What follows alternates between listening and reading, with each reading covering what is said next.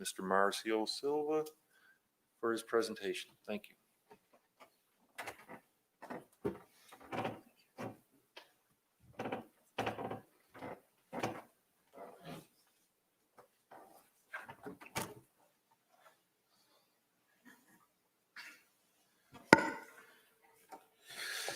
Hello, everyone. Good evening to you all. So once again, let me express my gratitude to you all and to the mentors of this house, because with their support, I was capable to transmit the message here, and the message, of course, came from them. So I'm just a vector to present that message and to motivate you all to think about that. Okay, bring your ideas. Think about, reflect on what is going to be presented today, how this thing could improve your attitude, your actions with others and with you, mainly with you, right? So what kind of salt are we? Not you, but we. So are we tasteless? Are we salty? So let's reflect that thing. Let's think about us. What kind of salty are we? And in the Gospel according to Spiritism, in the chapter 27, Be Perfect, Allan Kardec mentioned to us that the true Spiritist, I could extend that thing to true Christian, the one who proposed to follow the Christian words, can be recognized by his moral transformation and by the efforts he employs to tame his bad inclinations. So that's key. So if you like to learn Spiritism, that's a key message. That's one of the main messages of the Spiritism. So see yourself, try to tame your bad inclinations, and then you're going to perceive that you are going in the right direction. Okay. So the reflection of the night is regarding the parable of Jesus, presented in the Gospel of Matthew 5:13 to 16. I think most of you have heard or have read that thing before, right? How many of you have listened about this parable of Jesus? How many of you here? You see 30%, 20%. It's not so much. But at least you hear some music, some message about this message. So the ones who actually have read that message, do you really understand what is behind the message? Because I've seen a lot of, not misinterpretation, I'm not here to judge anyone, but interpretations are like a political thing. So this is not political. This is something related to your behavior, not political. And some people try to deviate that message to a political way. So don't use that thing as a political thing. Use that thing as a self-knowledge. So directions provided by Jesus. So what we need to do, the way that we need to move, the way that we need to present to others. So let's read together here. So you are the salt of the earth, but if the salt lose its saltness, how can it be made salty again? It's no longer good for anything except for to be thrown out and trampled underfoot. You are the light of the world. A town built on a hill cannot be hidden. Neither do people light a lamp and put it under a bowl. Instead, they put it on its stand, and it gives light to everyone in the house. In the same way, let your light shine before others, that they may see your good deeds and glorify your Father in heaven.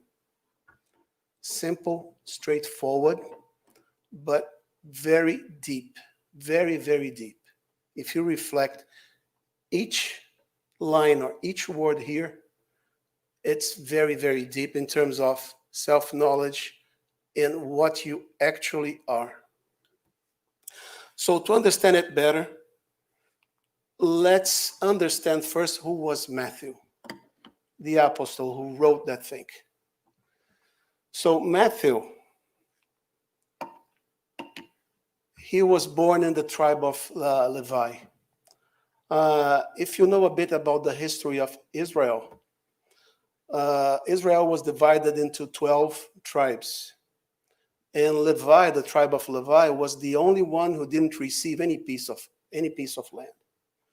They just received the honor to take care of the temple where the Jewish celebrates the single God. So it's very important for the Jewish people, the religion, and so it was an honor for this people to have to take care of the temple. And Matthew was a Levi, which means that he has the knowledge of the religion. He knows what is God, but he was a tax collector as well. A tax collector, a publican at this time. I think most of the Jewish hated them. If I cannot tell you 100%, but 99.9% of the Jewish hated them because they get the money from the people and give to Romans and give to the king of Israel, which is Herodes. Who is Herodes? And he was a tax collector working in the city of Capernaum. Capernaum is the city where Peter, James, and Andrew, they all came from Capernaum. Capernaum is a fisherman village in the Galilee Sea. And he was the tax collector responsible for that area. So imagine how the people there, how the fishermen there loved him. Of course not. And but he was in conflict with himself. He didn't like the way that the people treated him. Because, it's not comfortable to take money from your people and give to the king. So he's part of the people. He was in conflict. And Matthew was also one of the few people at this time who was literate. He knew how to write. He knew how to read. Because of his function, he needs to know that thing. And Jesus invited him. He was the only one of the 12 apostles that was invited by Jesus to be part of his main team, as we can say here. So he was invited because all the other they were selected. So you come with me. But Matthew was the only one who was invited. And of course, Jesus didn't do that thing by random, by something. Jesus had he was pretty prepared for the mission that he was facing here. And you see that Matthew was one of the main apostles who wrote the New Testament. So the 4 Testaments, one was written by Matthew, the other one by John, the other one by Mark, and the 4th one by Luke. So just him wrote one of the main ones because his gospel was the basis for Luke and Mark. Because Luke and Mark, they were not with Jesus. They read what Matthew put in the words, and they create their own gospel. John is a little bit different, but if you see the gospel from Matthew, from Mark, and from Luke, they're pretty similar. But John is a little bit different. And there's a theory also that the apostles, they don't know how to read or write, except Judas, Iscariotes, and Matthew. But this is a theory, we cannot prove that thing. And there's another theory that actually Matthew taught John to write. So you see how influent was Matthew in the apostles, if this is actually true. But anyway, he was literate. So Jesus invited him to come with him, because of course Jesus would need someone to put that thing in a paper. And what is very interesting on that thing is that this paper was also a copy of this paper from Matthew, was given to Gamaliel. Gamaliel was the Rabban of the Synedrium. So Synedrium is the, as we can say, is the political and religious place where the Jewish decide what should be in the people. They could also send people to death. They could also change laws and so on. So Synedrium in Jerusalem was formed by the let's say the top ones in the Jerusalem society.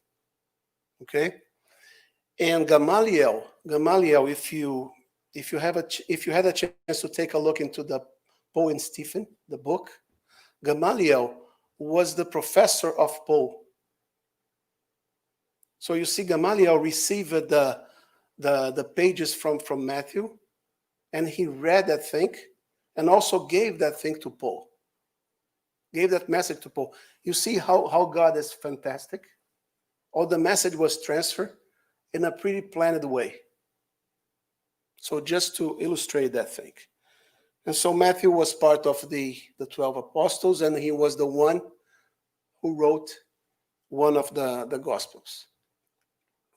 So at the end of his life, he disincarnated in Ethiopia as a martyr, defending, I forgot her name, I think it's Saint Iphigenia. And he was they throw rocks on him, and he disincarnated. But his mission is accomplished because he put the words, and we can read the words until today. Right? So it's amazing how it's if you take a look in the statistics, the Bible is the book that lasts for a long time, and there's a lot of editions. There's no other book in the human history that has a lot of editions like Bible. And Matthew was one of the writers, if we can say that. So that's the mission, and the mission was accomplished. So the Gospel of Matthew. The Gospel of Matthew, if you see, it's in a very chronological written. So chapter 1 and 2 is the childhood of Jesus. So sometimes I read that we don't have so much information about the childhood of Jesus. This is not so true because we've got that thing in Matthew. And Matthew got this feedback, this information from Jesus' mother. So I think it's pretty accurate.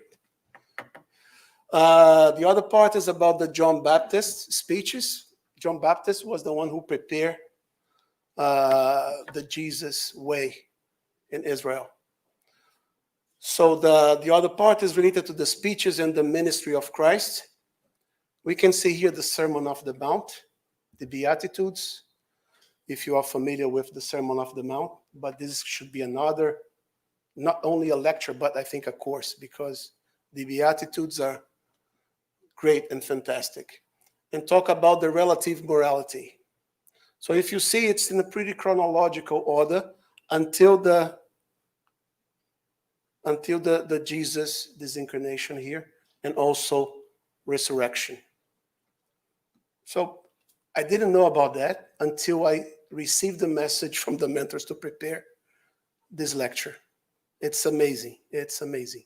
Because for me, Bible is initially I was thinking is a collector of parables, and actually not.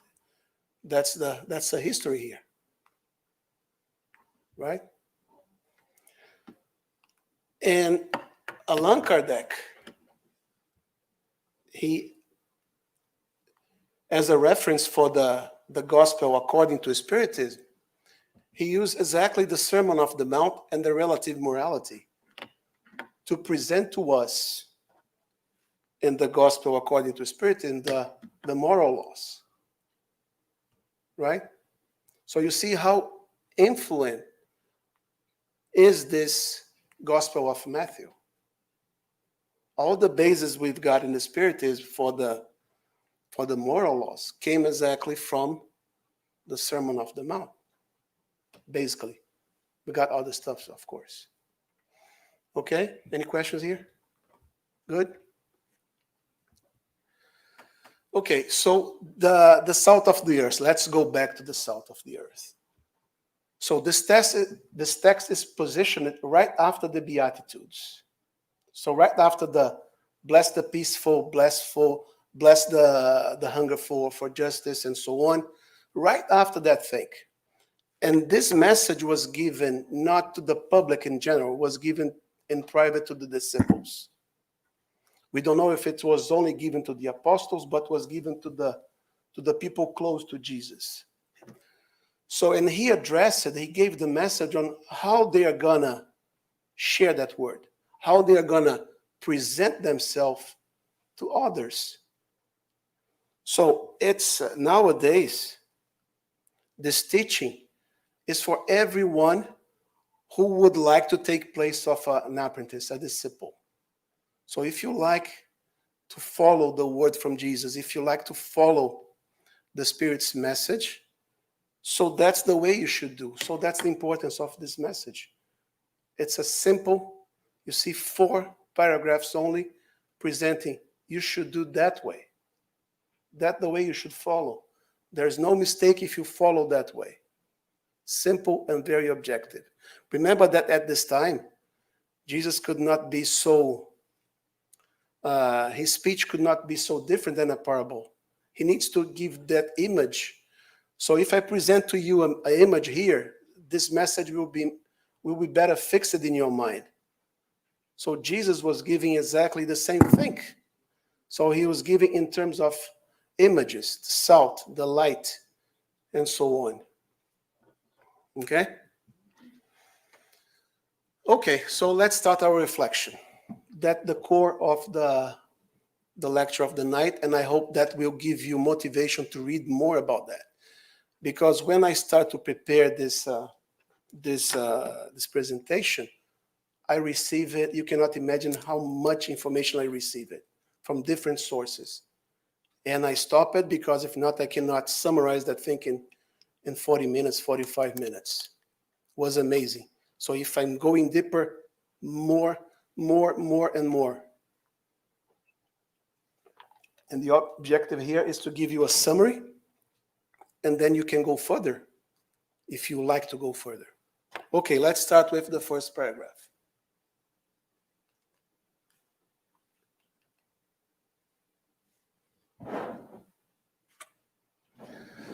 You are the salt of the earth.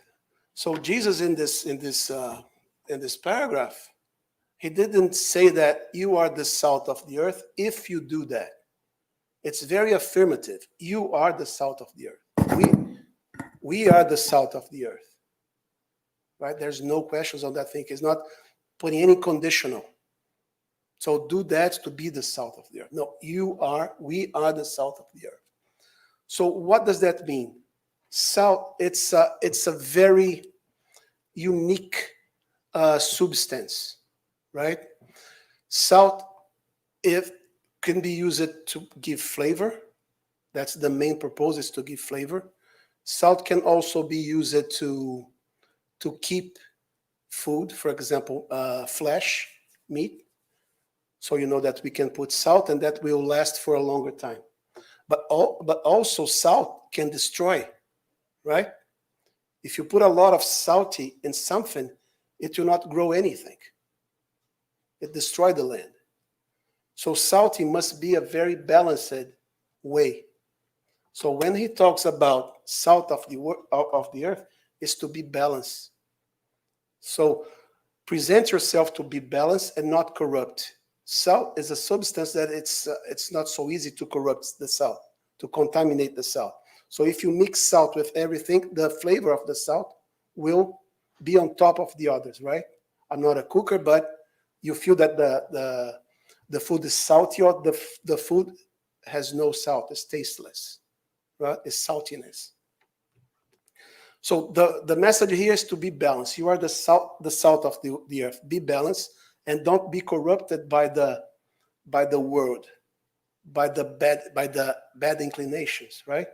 So don't be corrupt. Be balanced. Don't be fanatic. Present the message in a very calm and balanced way. That's what I said. So if the salt loses the property of saltiness, for why do I need the salt? It's going to be sand to step on. You don't need the salt. So there's no flavor in something saltiness, right? So that's the message here. You are the salt of the earth. So you are the balance. You need to keep your balance. Present yourself very well balanced. Next one, the 14. You are the light of the world.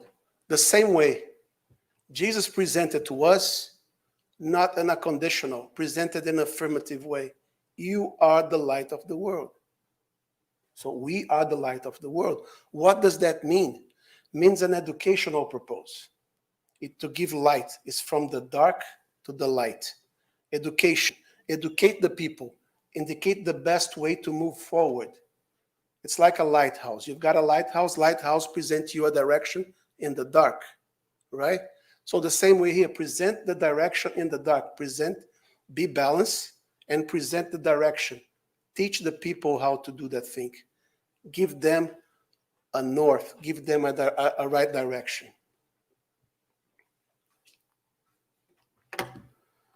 Because a town built on a hill cannot be hidden. That's exactly. Spread the message. Tell the message. Don't hide the message. Don't put the message just for you. Spread the message. Be confident. If you are salty, if you are the light, be confident on transferring the message. And this message from Allan Kardec. And this message from Allan Kardec in the Gospel according to Spiritism, love one another. That's the first. And the second one, educate yourselves, is the second. Right? Don't be selfish and keep the knowledge just for you. Spread the word. Moving forward, 15. Neither do people light a lamp and put it under a bowl. So that's exactly, don't hide your knowledge. Spread your knowledge and put higher. So you see this figure right here? If you put the lamp in a higher position, the footprint here will be bigger than the lamp that is in a lower position. Put it higher, then you're going to increase your footprint. You're going to spread the word. That's what Jesus is saying here. Enlighten yourself, present it, and spread that thing in a higher footprint. So this means enlightenment and guidance for moral and spiritual evolution. Above, elevate your thoughts and present yourself with using elevate thoughts. Okay? 16. In the same way, let your light shine before others, and they may see your good deeds. Exactly.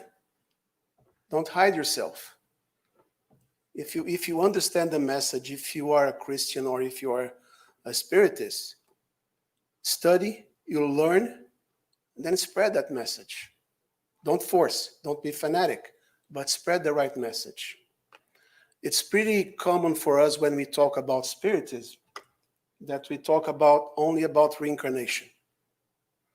So actually, if you see the message in the very beginning of this presentation, the message is moral evolution. That's the message. And reincarnation is a mechanism for this moral elevation. Make sense? Okay, shine. So shine is reflecting the light, right? You are brilliant. You are reflecting the light. Present yourself before others. Enlighten others. Contaminate others with light, with a good message. And glorify your Father. So in that, the last one, the glorify your Father in heaven, it's exactly to believe that we are a single humanity. So we are facing here the pandemic situation. So we've got a lot of good stories from the from the people involved with the health, the people involved with the grocery store. So think about that thing. We are a single humanity. We depend on each other, right? And we are going to be part of the God's creation. We are going to be co-creator with him. So when you present yourself as a disciple of Christ, or a disciple of the Spiritism, so you present yourself as balanced, as the south, and also enlighten, elevate your vibration to spread the right word. Make sense here? Make sense? This the way that we need to. That's one way to interpret to understand the message behind of this parable of Jesus. And this is based on a lot of studies provided by spiritists who went deeper in that message and tried to let me bring what is the actual message behind that. Clear? So feel free to present any questions. Okay? We got time for that. Okay, Marcio, you talk about the thing, but what are the good actions that we need to do? What are the good actions? What do you mean by good actions? What does that mean? So first of all, we need to understand if we got, before we incarnate, we compromise in our incarnation on what we are going to do here, right? And when you compromise, it's going to be into three types. Could be a mission, could be an atonement, could be a trial. So let me explain each of them, and let's understand exactly what is a mission. A mission is that you've got a commitment and collaboration with moral and spiritual development of others. So you're going to compromise. For example, if you are a father coming in a mission of a fatherhood, your compromise with your kid is to help him on developing his moral attributes. That's one simple example. We've got missionaries here, a lot of examples in the humankind history. So you've got Gandhi, you've got Mother Teresa, and there's a lot of examples. That's a mission. So, and commitments means sacrifice. Makes sense, right? You're going to sacrifice. You're going to give your time in the benefit of other. That's a mission. Atonement. Atonement is basically a review of mistakes that we did in the past lives. So it's a review. I'm going to re-encounter with the mistake and try to recover myself. It's like I'm going to compensate what I did. I don't like to say that. It's, once again, you are put in touch with something that you didn't perform it so well. We got a lot of examples. For example, if a politician that didn't use the public money so well, the next incarnation, he will be confronted again. Okay, let's see if you are okay right now. And try how many times it's needed. God knows. We don't know. And trial. What is a trial? Trial is an encounter with a new knowledge and moral challenge. It's a verification of the right understanding against Jesus' moral teaching. Okay, it's new, something new. You cannot be receiving atonement for something that you didn't know. Any questions here on this difference of the three types that we compromise before we incarnate? So let's understand how this thing follows our spiritual evolution. So the spiritual evolution, we are all going to follow this evolution. If we don't want, if you want, we are going to follow. The speed is only depending on us.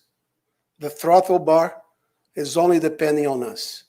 There's no other one who could follow this evolution right here. So this graph right here means that from 0 to 100%, let's say you compromise in your incarnation, right?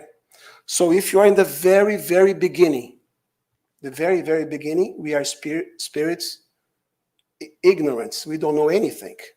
So 100% of our actions will be trials. Everything is new, right? So as we move forward, you see, we are gonna make some mistakes and so on. It will increase the curve of the atonements because I fail sometimes, of course. It's new. We are incarnating. So each vertical line here, if you sum the three curves, each vertical will give you 100%, right? On the other extreme, for the pure spirits, if they incarnate, it's going to be 100% in mission because they don't need to learn anything. They don't need to perform any atonement. So that's the curve. Okay? So we are going to increase the number of atonements, but in parallel, we are going to receive some missions. As I said, fatherhood could be one, and so on. A good news here is that we are all going to reach that point here as a pure spirits. Right now, in our condition, probably we are right here, right? A bit of mission, atonements, and trials. A little bit of here, if we could, in average, of course. It's going to be different for each one. And this curve, of course, it's depending on each of us. My curve could be different than yours, and so on. It makes sense here? Right? Actually, for me, it doesn't. The trials. Take Jesus, for instance. He had a lot of trials on his mission. So he should be like his curve, the yellow one, should be very close to his green one, the mission. So I think the more elevated you are, more prepared you are for the trial. So I think there's a little imbalance there. Yes and no. What I'm trying to say here is that think about the extremes, right? Extremes. Pure spirit, Angelica 1. In Angelica 1, if you incarnate, you are coming in a pure mission. I don't think they are going to be incarnating for something new. They're not going to learn anything. That's the idea here. A pure, the extreme right here, they are not going to incarnate for trials or for atonements because he knows everything. He already did that learning in the past. So in the very, very beginning, when we are created as a spirit, everything is new. We don't know anything. So everything will be a trial. So if you see the extremes and the way that the curve is coming, it depends on us. So the idea here is to present that extreme, pure, angelical ones. Right? Makes sense now? Or it's you do not agree with that? I don't think Jesus came here for trial. It's complex because if you're in a mission and I agree with the atonement, but I think it's debatable with the trials because Jesus came in a very special mission which required all kinds of trials for him to succeed. He could have failed. The trial here in another trial for you. For you to man that you're As a man, but I think he was very prepared. He was very prepared for the incarnation here, not a reincarnation, an incarnation. He was very prepared. And I think he was not prepared to fail. And because he knows everything. It's not the amount of trials. Maybe I'm getting it wrong. I'm looking at that there is Here? trials as zero. Here? No, zero. One thing that might be Zero. confusing is that you have to look at the graph as a compilation of lives. Yeah, So it's Here. the evolution of the spirit. Like Here. you put it there, right? Yeah. What you see specific is a single lifetime of Jesus. So it's not there. No, you know, it's because- right here. Yeah, because it's just a single one. But when you look at a compilation of different lifetimes, yeah, Exactly. the graph makes a lot of sense. That's what he said. So each vertical here, if we got an engineer, we say derivative. So the small portion here, get a vertical here, a vertical here, a vertical here. So each vertical is one incarnation. And the sum of incarnations will give you the evolution. So in one incarnation here, let's say, for example, I don't know who is that guy here. Who is that spirit here? So in this incarnation here, let's say this one is the incarnation number 150. I don't know. So it's going to be something like here. It's going to be mission, atonements, and trials. So if you sum, it's going to be 100%. So Jesus in this extreme right here, if I can say, it's very far from here. Very far from here. So he will be, yeah. What was the question? The question is that Valdo presented that Jesus came in trials as well. And I think he came in a mission. He came in a mission, pure mission. He was he is the pure spirit, an angelical one. And he came here, 100% of his compromise was in a mission. That's what I'm saying here. So his evolution here, it's beyond on that. Okay, allow me to share, I think, a very important perspective in terms of the Spiritism. Jesus, he's already perfect when he came. So was a true mission. It was not that he was really prepared. He was totally prepared. Yeah. Totally prepared. But what I understand from Valdo's point of view is that as he came in a mission, he went through trials to help us to show what we need to do when we go through trials. So when people see him in the cross, can we think that he was going through an expiation of some sort? Yes or no? No. Of course not. But he came to suffer, to show us that suffering has its place at some level for some of us, for so many of us who go through expiation. Yeah. So like some people say about Chico Xavier, he went through much pain in his early life and throughout his life. But some, like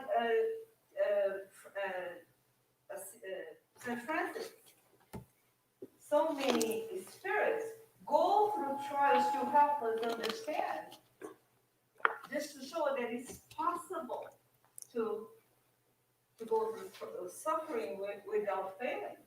If you go through if you read the book 50 years later, or the book Renunciations, this is one of the major bestsellers in the Spiritist literature. You will see their heroes. They were just like people. They are not going through any expiation whatsoever. Yeah. But they came to go through pain and suffering just to help us to understand. Yeah, that it's possible the to- trial is not for him. His trial is for others. As an example, This is for a different type of trial. this trial here. It's for the evolution of the spirit, for my spirit, for your spirit. Jesus didn't come here for trial himself. That's correct. He came I just wanna make to sure show that he's doing something very uncomfortable, to show that it's possible to move forward. That's good. I'm clear now. Make sense? The mission itself, it's a special type of. The three types, Yeah. that I The described. trial is for the evolution, the spirit will evolve. Exactly. And after you evolve, your trials is called missions. It's a different type of Exactly. As we presented before in the previous slide, remember the mission, the atonement, and the trial. It's for the spirit to evolve. So Jesus came here in a pure mission, and the trial that he suffered, and the let's say the facts that he was facing was not for him, for sure, No, that's good. because he knows what he was doing. But he went there for example, a fatherhood. A fatherhood, the mission of fatherhood. You're gonna be, sometimes you prove something to your kid, right? You make a trial to yourself to show your kid, not because you know that thing. That's one simple example. But God, Jesus came here as a pure mission, was above and beyond this thing. If we can say 120%, it's above and beyond. This is for a single spirit. When I'm saying here, it's not evolution of the spirits, it's evolution of the spirit, singular. Okay? And think about each vertical here, that we are moving that direction. Right? That's a good news, because we are gonna reach that level of evolution. Even if we don't want, we are gonna follow. Could take longer, could be taking less, depending only on us. Okay? So, any questions here about the interpretation here, the reflection of the day? Basically here, salt of the earth, balance, light, education, illuminate others. Don't put the others in the dark. Illuminate. Bring yourself. Okay? And put it higher, not below. And then you collaborate with God and his creation. That's the idea here. And as we mentioned in if you remember the first slide, in the book of Hopeness, chapter 72, by the Spirit of Emmanuel. So let us therefore comply with the Spiritist definitions, which outline us imperceptible duties, confessing ourselves Spiritists and embracing Spiritist attitudes, but without forgetting that Spiritism in the sphere of our lives, in everything and for everything, in everything and for everything, it's moral renewal. That's what I mentioned before. So when you talk about Spiritism, it's not only incarnation.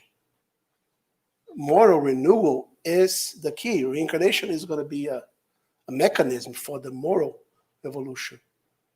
So that's the message here that also Jesus is presenting behind the salt of the earth and the light. Think about moral evolution. Think about when you transmit a message. Think about, is this message helping the others for them to evolve? If so, good. If not, don't transfer that message. Right? It's not the right message. Be the salt. Be the balanced one. Thank you. Thank you.